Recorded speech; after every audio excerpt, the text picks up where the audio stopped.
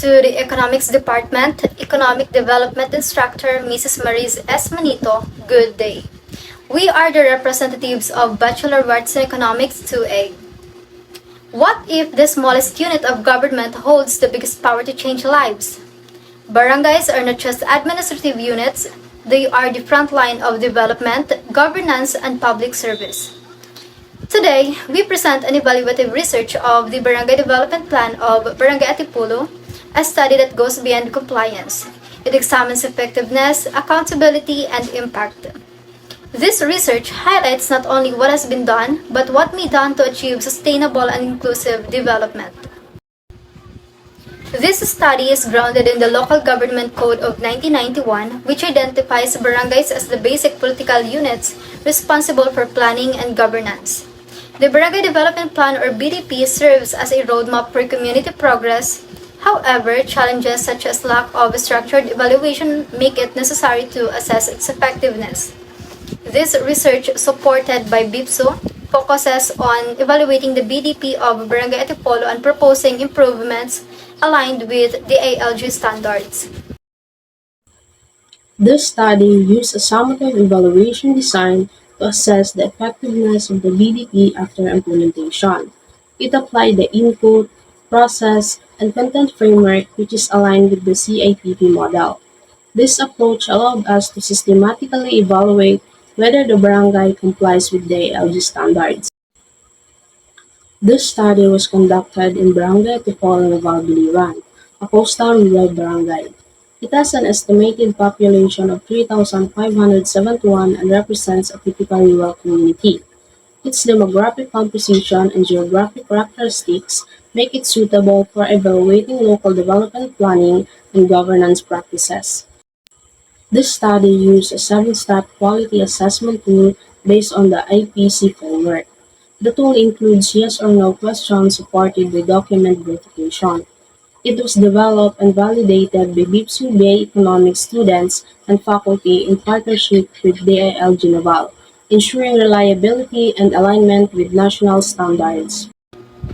A formal request was submitted to the barangay, followed by coordination with officials. Data were collected through interviews and document review. The assessment tool guided the evaluation, while proper documentation ensured accuracy. Tasks were distributed among members to ensure efficiency. Descriptive statistics were used to analyze the data. Responses were categorized into yes and no and presented in tables. This method helped identify patterns, measure compliance, and support evidence-based conclusions. For Step 1, the results show full compliance across input, process, and content. The input component recorded 18 yes and 0 no, meaning all required documents were available. The process component had 8 yes and 0 no, indicating that all procedures were properly followed. The content component also showed 7 yes and 0 no, reflecting complete and well-organized documentation. Overall, Step 1 confirms that the Barangay Development Plan is fully compliant and well-prepared in its initial stage. For Step 2, the results show strong compliance across all components. The input component recorded 16 yes and 1 no and 3 not applicable. The gap is due to the absence of BUPIs, while some indicators were not relevant to the barangay. The process component achieved full compliance with 9 yes, showing proper data collection. The content component also showed full compliance with 67 yes, indicating complete data presentation. Overall, Step 2 shows strong compliance with a minor gap in input. For Step 3, the results show strong compliance, especially in the process component. The input recorded 6 yes and 1 no, indicating a missing copy of the municipal or city BMGO. The process achieved full compliance with 13 yes, showing proper formulation procedures. The content had 19 yes and 2 no, highlighting gaps in translating the vision and mission into the local dialect. Overall, Step 3 shows strong compliance.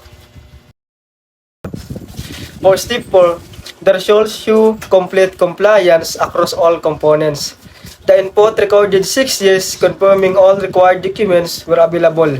The process had 12 years, indicating all procedures were followed.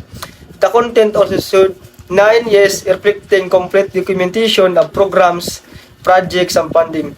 Overall, Step 4 confirms that the barangay fully complies with planning requirements. For Step 5, the results indicate full compliance in all components. The input recorded 8 years, showing all required resources were present. The process also had 8 years, confirming proper implementation procedures. The content showed 16 years, indicating complete documentation of capacity development activities and funding. Overall, Step 5 demonstrates that capacity development planning is well established and compliant. For Step 6, the results showed generally high compliance but with some gaps. The input recorded 1 yes, confirming required input was present. The process had 12 yes and 2 no, indicating issues in coordination, particularly in meetings and missing memoranda. The content showed 7 yes and 1 no due to the absence of an approved resolution for the monitoring and evaluation plan. Overall, Step 6 highlights strong compliance. For Step 7, the results show strong compliance with minor gaps. The input recorded 1 yes, indicating proper submissions of required documents. The process had 3 yes and 1 no due to the absence of a supporting memorandum for barangay assembly. The content showed 4 yes, reflecting complete documentations of the plan. Overall, Step 7 demonstrates strong compliance. For the first recommendation, we recommend the adoption and institutionalization of the Barangay Outcome Planning Information System or BUPIS as the official framework in identifying priority issue and monitoring program performance of the Barangay Development Plan. This recommendation is based on the Barangay Governance Handbook Chapter 8 on the Enhanced Barangay Development Plan published by the Department of Interior and Local Government, which states that BUPIS serves as a guide in gathering relevant datasets for the planning process. The barangay may begin by issuing an executive order creating the Barangay Development Council and Technical Working Group. Afterwards, demographic, social, environmental, infrastructure, institutional, and economic data may be gathered from various sources such as PSA, Barangay Health Station, and CBMS records. This process includes assessing population data, social services, disaster preparedness, infrastructure facilities, public participation, and local business establishment to formulate a more comprehensive barangay profile. The estimated time frame for data gathering and formulations of the barangay profile is approximately 3 months. The second recommendation is to request a copy of the previous and updated Municipal Vision, Mission, Goal, and Objectives or VMGO from the municipalities of Naval. So this recommendation complies with the Barangay Governance Handbook Chapter 8 on the Enhanced Barangay Development Plan, which states that the barangay vision and mission must be consistent with the vision and missions of the municipality. To implement this recommendation, the barangay may prepare a formal request letter containing the official barangay letterhead, date, recipient detail, purpose of request, and signatures of the punong barangay. Once received, the updated VMGO document should be properly filed and integrated into the barangay development plan to ensure alignment with municipal development priorities. The drafting of the request letter may take 1 to 2 hours. Review and approval may take 1 day, while submissions and follow-up may be completed with 1 week. The third recommendation is to translate the barangay vision statement into the Cebuano dialect since it is the predominant language spoken by the residents of the barangay Atipolo. So this recommendation is supported by Section 59, paragraph B of Local Government Code of 1991, which states that ordinance and resolution shall be disseminated in a language understood by the majorities of the residents. The translated version shall be displayed alongside the English version to promote clarity, accessibility, and public understanding. To carry this out, the barangay must first understand the meaning and purpose of the vision statement before translating it into Cebuano while preserving its original message and spirit. The translated statement must then be reviewed for clarity and accuracy, verified by a language expert, and finally presented in a printed form or bulletin board display within the barangay. Translations and review may be completed within 1 week, consultation during the barangay assembly within another week, and approval and posting within 3 days after approval. The fourth recommendation is to translate the barangay mission statement into Cebuano and display it together with the English version. This recommendation is also supported by Section 59, Paragraph B of Republic Act No. 7160, which promotes dissemination of official information in the language understood by the community. The objective of this recommendation is to ensure public awareness, accessibility, and understanding of the barangay's mission among all residents. The barangay may begin by understanding the purpose and meaning of the mission statement, translating it carefully while preserving its original intent and reviewing the translated version for consistency and accuracy. The translation should also be verified by a second person or language expert before being displayed in printed form or bulletin boards within the barangay hall and public areas. The issuance of directive may be completed within 1 week, translation within 1 week, review and approval within another week, and printing and posting within 1 day after approval. The fifth recommendation is to prepare and write a memorandum for every meeting conducted by the Technical Working Group and Barangay Development Council regarding the monitoring and evaluation plan of programs, projects, activities, and capacity development. This recommendation complies with Section 397 of Republic Act No. 7160, which states that no meeting of the Barangay Assembly shall take place unless written notice is given 1 week prior to the meeting. Preparing memoranda ensures proper documentation, transparency, accountability, and official communication among concerned members. The memorandum should include the official barangay header, office title, date, memorandum number, addresses, subject, meeting details, objectives, instructions, and signature of the punong barangay. Approved memoranda must also be properly filed in barangay records for future documentation and verification. Preparation may take 1 to 2 hours, while review and approval may take 1 to 2 days.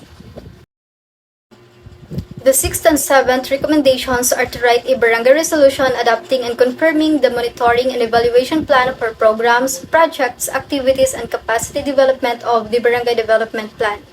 This recommendation is based on Section 109, Paragraph B3 of Republic Act No. 7160, which states that the Barangay Development Council shall monitor and evaluate the implementation of national and local programs and projects within the barangay. The resolution should contain the official barangay header, title of the resolution, whereas clauses, legal basis, approval details, attendance of members, and signatures of barangay officials. After preparation, the resolution should be presented during the Barangay Development Council meeting for deliberation and approval. The approved resolution, together with attendance sheets and meeting minutes, must then be recorded in the barangay records book for documentation purposes. Drafting may take 2 to 4 hours, while review and approval may take 1 to 3 days depending on the meeting schedule. The last recommendation is to write and issue a memorandum convening the BDP Technical Working Group, Barangay Development Council, and residents for the presentation of the crafted Barangay Development Plan during the Barangay Assembly. This recommendation complies with Section 397 Circular of Republic Act No. 7160, which requires written notice before conducting barangay assembly meetings. The memorandum ensures proper coordination, official notice, and organized conduct of barangay development plan presentation. The document should contain the DILG and barangay header, Title, addresses, subject, date, objectives, venue, agenda, directive statement, and signature block. After approval, copies of the memorandum must be disseminated to concerned officials, members, and residents before the scheduled assembly.